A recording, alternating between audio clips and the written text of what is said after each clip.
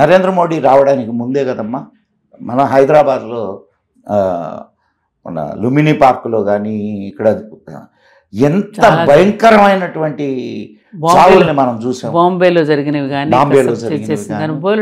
కానీ ఈయన వచ్చిన తర్వాత అమెరికాలో జరగల సెప్టెంబర్ 11వ తేదీ టవర్స్ మీద ఈయన వచ్చిన తర్వాత.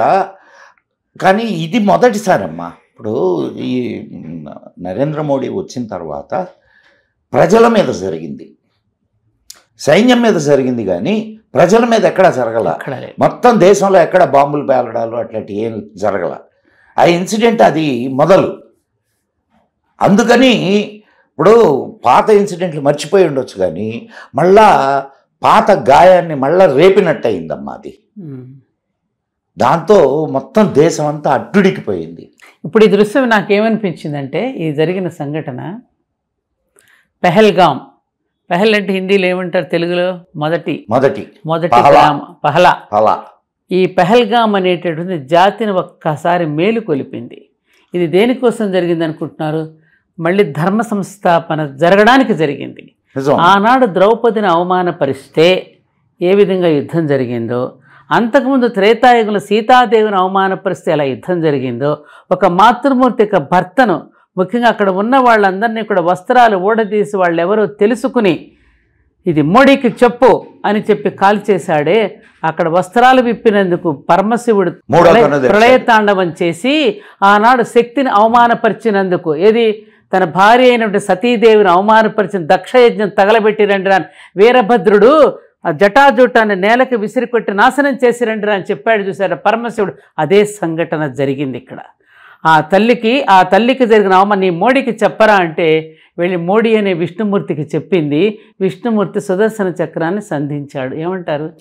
ఎప్పుడు కూడా మహాభారతంలో ఏది జరుగుతుందో భూలోకంలో మనకిప్పుడు సమాజంలో కూడా అవే సంఘటనలు ప్రతిదీ మీరు సమన్వయం చేసుకుంటే అవే జరుగుతాయి.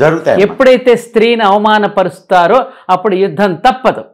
అందుకని సింధూర్ అని పేరు పెట్టారు. ఎంత నచ్చిందంటే నేను చేతులెత్తి నమస్కరిస్తున్నాను ఈ పదం వాడినందుకు. ఎందుకంటే భారతమాత నుదుట సింధూరాన్ని, మొత్తం భారత జాతి స్త్రీ జాతికి నుదుట సింధూరాన్ని దిద్దినట్టు అయింది. అదొకటే కాదంటారా?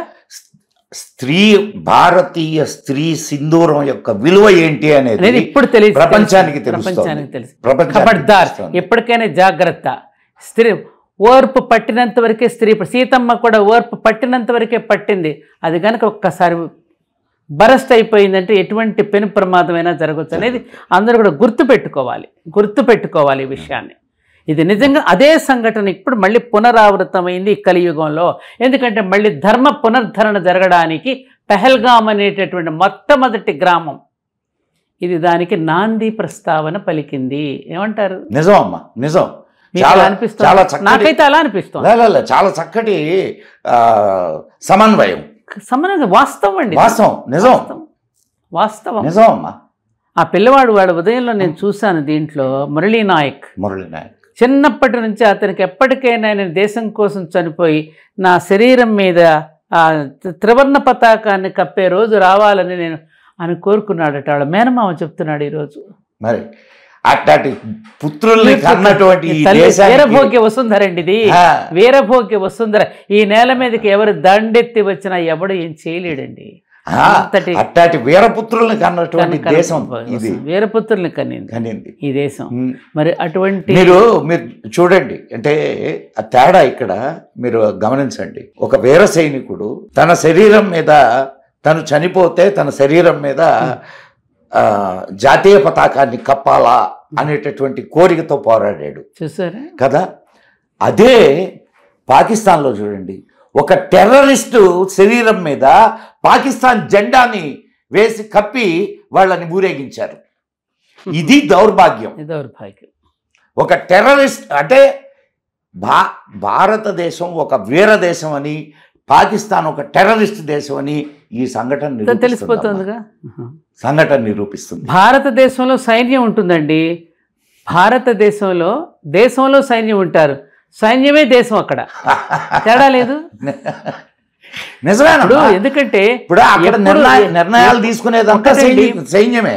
ఇతరులకు సహకరించేటటువంటి దేశం మనది.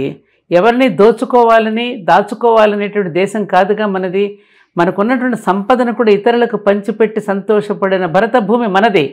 అందరూ కొల్లగొట్టుకుని పట్టుకెళ్తున్నా కూడా పర్వాలేదు, ఇదంతా కూడా ఏమంటారు మన వసుదైవ కుటుంబం కదా, తింటే తిననీలే అని చెప్పి పెట్టిన ధర్మసత్రం నా భారతదేశం. అందుకని అందరూ ముట్టకాయలు వేస్తారు మన మీద.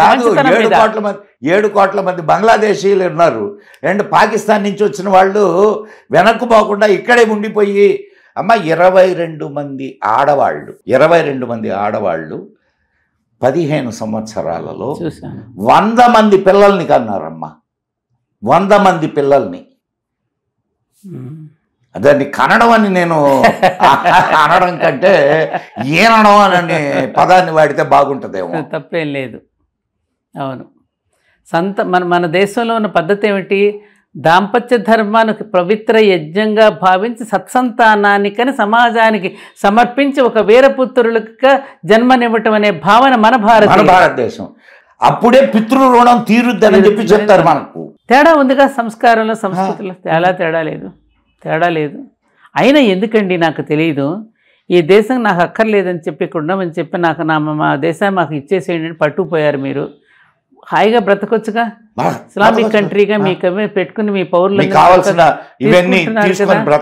ఒక్కటండి నేను చెప్తున్నాను, భవిష్యత్తులో గుర్తుపెట్టుకోండి మదన్ గారు. ఎప్పటికైనా భారతదేశం ఉంటేనే మనకు సంక్షేమంగా ఉంటామని వాళ్ళ మనసులో తెలుసు.